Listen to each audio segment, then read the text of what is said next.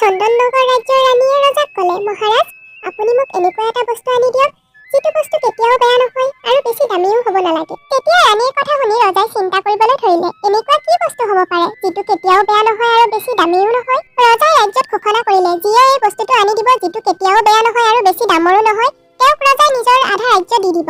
এতিয়া এই কথাটো টনি চৰাইয়েও গম পালে আৰু টনিয়ে ভাবিবলৈ ধৰে, এনেকুৱা কি বস্তু হ'ব পাৰে। আৰু টনি চৰাইয়ে কথাটো ভাবি ভাবি জংঘলৰ ফালে গৈ আছিলে। তেতিয়াই টনিয়ে কাৰোবাৰ হাঁহিৰ শব্দ শুনিবলৈ পায় আৰু হাঁহিৰ শব্দটো শুনি টনিয়ে তললৈ আহে আৰু দেখে যে এজোপা গছে জোৰে জোৰে হাঁহি আছিলে। টনিয়ে গছজোপাক কয়, তুমিনো কেনেকুৱা ধৰণৰ গছ হয় যে হাঁহিবও পাৰা?